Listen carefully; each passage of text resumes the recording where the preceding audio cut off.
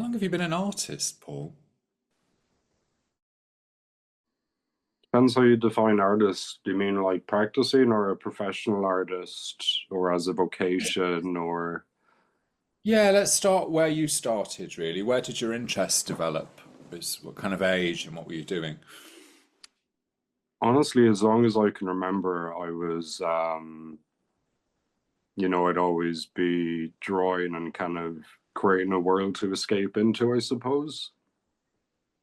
I mean, I remember once as a kid, I was in a friend's house and I had this great idea because his bedroom was painted blue, like a sky blue, and we had crayons. And I said, wouldn't it be great if we just drew on the wall and like we made it into an aquarium so it'd be like under the sea? And I had such fun doing that, and it was a like we really went for it, and there were fishes and seaweed and submarines and whatnot. And then his mother came home, solicitor, after a long day at court, and she wasn't too impressed in the way that we were. So, You got lost in that world yeah, like in she, creating that world. like I suppose being a solicitor is a bit OCD and attention to detail. So, like, she had to paint over it straight away, which I can understand. But yeah, like I've always been into art, and I was kind of known for it in school, and um, yeah, I just it's always been there. Did you study art then, and was that kind of the route that you were going to take anyway? Was that it was being a professional artist, a visual artist? I did study art, but initially I studied biotechnology Okay. in Galway University. Um, and some of the subjects I was better at than others. Like I was top of my class for genetic engineering, but I really struggled with biochemistry. So that comes into the hyper focus I mentioned earlier. Like with genetic engineering, it's like following a recipe, and you have to be very exact. So I could hyper focus and follow instructions. And my lab partner was super annoying, so that kind of helped. So it was a way to ignore him. Um, but yeah, I was really involved in the art society at that university, and I decided to, like, in third year, I got asked to repeat some exams, and the tuition fees for those exams to repeat were quite high. So I said I'd run away to art college, and I completed that and haven't really looked back. And then I did a master's in arts policy and practice, and that course used to be called cultural management. And that was, I did art at ATU, and then I did the master's in Galway University again. And they had me on record for having a book overdue on molecular medicine that I found quite interesting. And I don't know where that is now, but I ended up having to pay for it like €80. Um, but yeah, like the master's was more kind of the business side of art, and kind of executive functionings pertaining to cultural institutions. And I thought I wanted to be a curator, but working with artists can be really tricky. But it gave me it's like herding cats. Like it gave me an insight into how to make the job of a curator as easy as possible, so they're more likely to work with you. And I suppose it's kind of paid off. Like I moved to Brighton after my masters, and I found it. I didn't get much work done. Let's put it like that. I have to be honest. It is a party town. Brighton was a turning point for you then, wasn't it? In terms of there were you working as an artist. I'm just kind of trying to draw a picture, I guess, funnily enough, of you.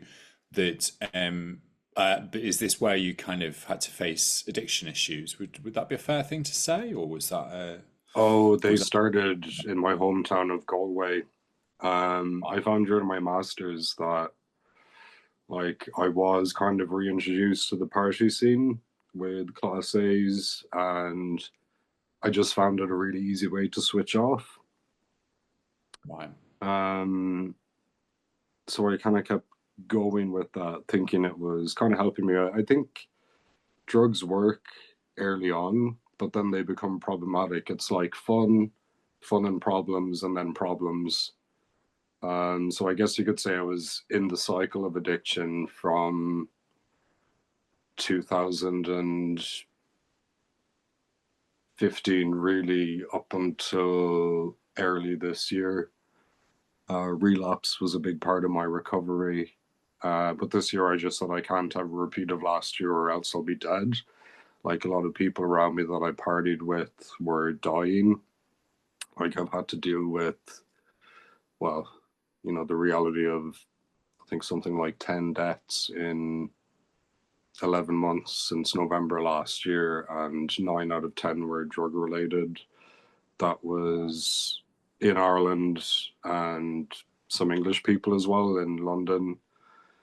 But yeah, Brighton, it was definitely experience. I got introduced to the chemsex world in Dublin actually, quite early on, but I didn't partake in the drugs. But Brighton was another story. I just got invited to a party in 2018 and just entered that world and thought it would make a really interesting subject for art. So I asked would it be possible to take pictures with, respecting everyone's anonymity, and not including faces, and no one's recognizable anyway. And that was kind of an ongoing sort of series.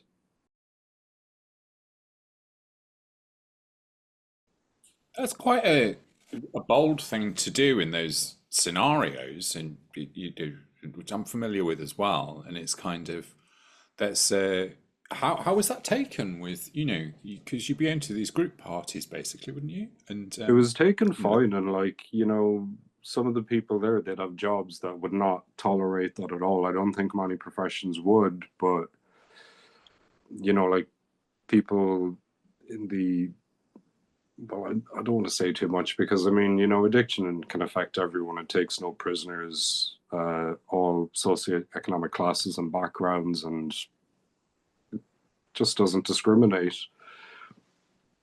Um, but yeah, I ended up living in London for about 6 months in 2019, and I was living with a guy who I'd met before, and he was really involved in that scene. He's since passed.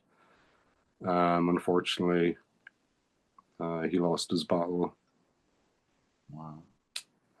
But I think he was someone that definitely surrendered to it. Um, he was really deep into it, and his heart just gave in.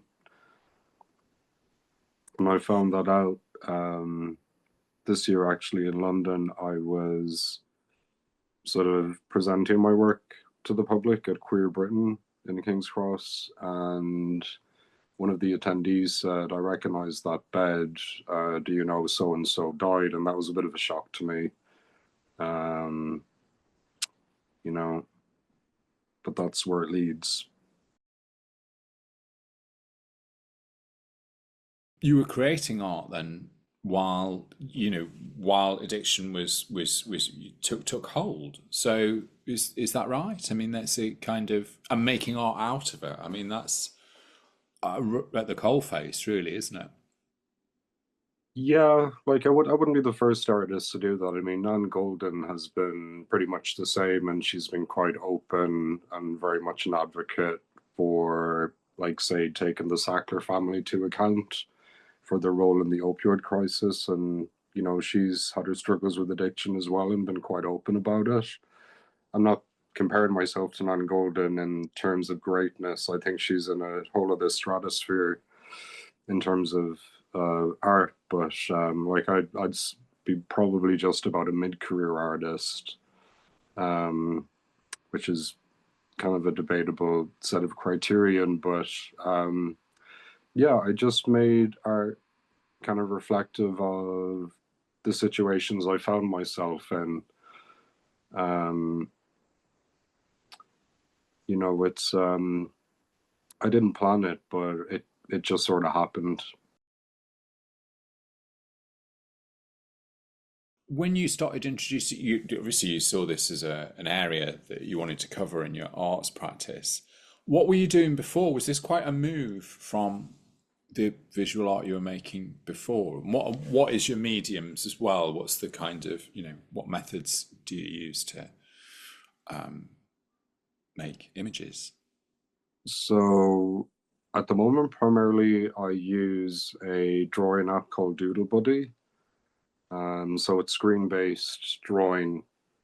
Um, and I've been making art that way since 2016. No, actually 2015. Sorry, so 10 years.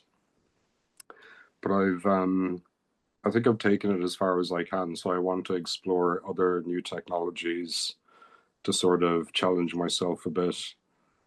But I think digital screen-based art is kind of reflective of the apps that enable chemsex culture.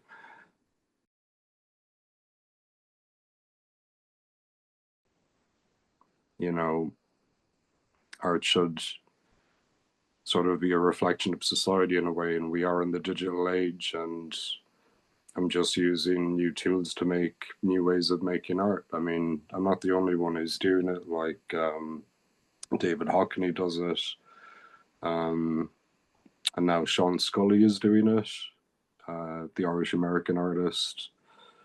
And they look really good.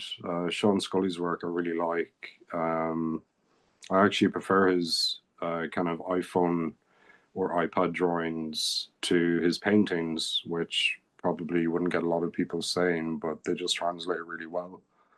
A lot of those works are in the Hugh Lane Gallery in Dublin. Yeah, so you started adopting the digital technologies then, with the chemsex work. Is that what you're doing? We're using like different mediums before to create different art for, with other themes. I mean, Well, I trained in painting, um, but I was always more, I don't think I was a particularly good painter. I was always more of my drawing skills were always the strongest. So even in my approach to painting, I'd paint a background and then kind of draw over it. Um, in that way, and I kind of want to get into, traditional painting, and I'm just thinking about, the best way to do that. I mean, I'm in a studio space in Galway called Mart Studios, and there's 17 of us in that building, and we're not really being kicked out. Well, we are in January. I'm not sure if it's the start or the end of January, but the landlord wants to, I think, raise it and build apartments because it's more profitable. And I do have a lot of artwork in there, and a lot of them are physical paintings from before, and some of them quite large. But I mean, with the digital art, you don't really have the storage space issue. The work can be printed on paper and it can be printed as you need it. But I always use museum quality paper. I wouldn't use like, standard printing paper. It wouldn't really be in a fine art realm if I did. where's this work been exhibited, and what's the kinds of reaction you've had to these works? To be honest, I was really apprehensive about even doing them was difficult because of the subject. I did an interview with a Portuguese periodical on this subject, and I was really worried about the reaction from my family and the gay community itself, but I haven't had any negative feedback. It's something that happens, and, let's not try and pretend that it doesn't. I mean, the first step in addressing a problem is admitting there is one, and it's not unique to London or Brighton. It's in Sao Paulo, it's in New York, it's in Bangkok, it's everywhere. And it is an epidemic and people are dying from it. So I think it's worth talking about, and also it's documenting a part of social history. I mean, it's nothing new, the combination of drugs and sex. I mean, I'm sure Studio 54, you know, I mean, it's nothing new. You don't have to go that far back in history to see that repeated again in the straight community as well as the gay community. I mean, it's, you know, it's pretty, it's, yeah. Yeah, the two things are. Yeah. So your family, was this was that a coming out to them when I Oh mean no, when I came out right to then them you before. I mean, I'm quite a private individual. Um, Even though I have an audience to my work, I do value my privacy.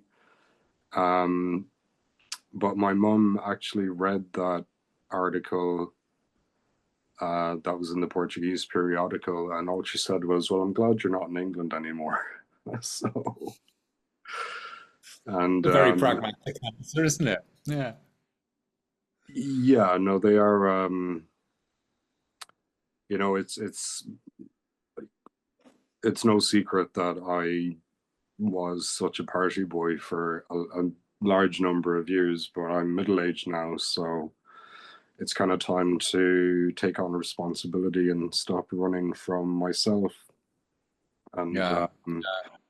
I think a lot of it was admitting my problem with alcohol in my relationship to that, because I never did drugs sober. It was always, I'd have 4 pints and then, oh, I know what would make this fantastic. Um, and then just running out of money and then wondering why I have no money when I had loads. Um, you know, one is too many and 1,000 never enough.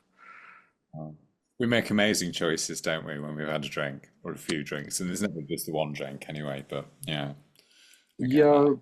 like I had a moment this year when I was like, oh my God, I can never drink again. I'm never going to taste Laurent Perrier and its lovely buttery brioche notes. And a voice in my head said, cop the fuck on, Paul, just have some brioche with a bit of butter on it, and it's the same. It's not the brioche taste you want, it's the alcohol. And you're dressing it up as something that's sophisticated when behind that mask is just substance addiction. I'd say I was cross addicted. It's in a dormant phase, but I know if I think for a second I can go to the pub like a normal person, oh, it'll be just as bad as where I left off. It's waiting Yeah, for me. it's easier to make one decision rather than have to keep making a decision, isn't it? Like, I'll just have the one or whatever. So what's your recovery been like? I mean, that sounds like a moment to me where that you like, oh, this is a bit of a revelation, really. I just can't have this thing. But how has recovery been for you? And also, how has that affected your art? Yeah, it's gotten a lot better. Last year, I struggled a lot with trying to come off everything, and I think my biggest Achilles heel was seeing alcohol as separate.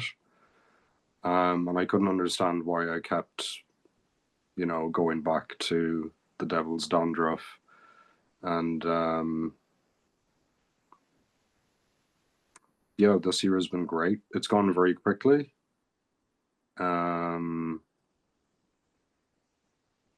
and I'm sort of getting used to feeling my feelings again because I was so numb for a long time. And reality is intense, but I'd rather this alternative than where I was in that kind of delusional state of addiction. My family hasn't disowned me, and I know I'm very lucky because that is not true for everyone. When I lived in Limerick for a while in 2023, I met a guy there who was non-binary. And I told him, whatever you do, don't go to Brighton or don't get into the chemsex scene and don't take GHB. He actually overdosed from GHB, and his father had to go over and identify the body. And apparently his father, I find this hard to believe, but I was told from my ex that his father flushed his ashes down the toilet.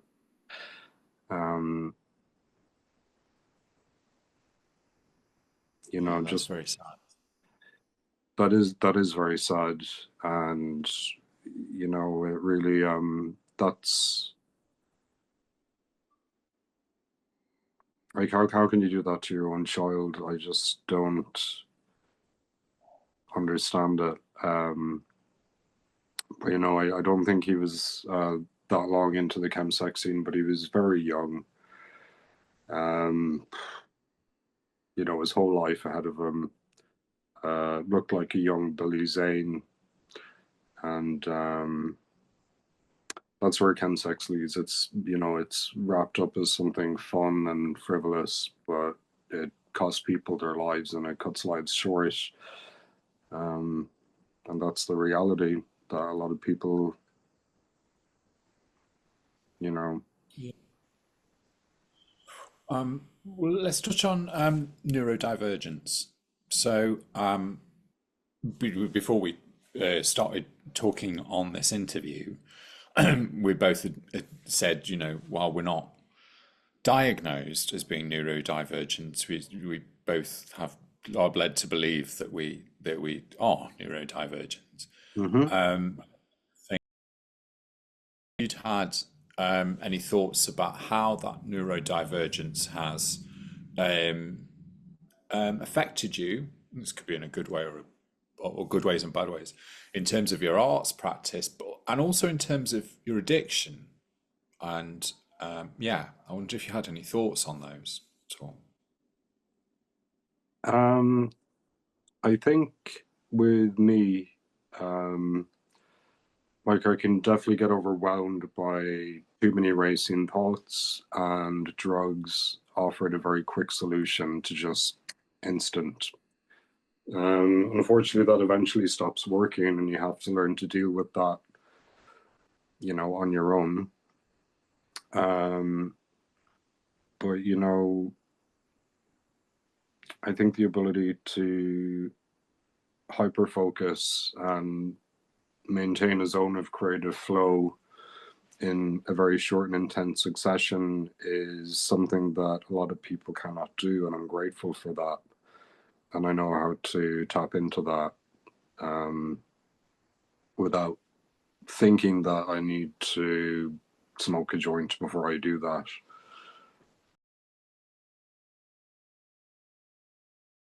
What are you doing at the moment? Are you still working on some of the chemsex pieces, or are you what are you up to at the moment? And are there any places that your art's going to be seen in Ireland or the UK or elsewhere? Um, well, I have a show coming up in Mart Gallery in Rathmines in Dublin in January.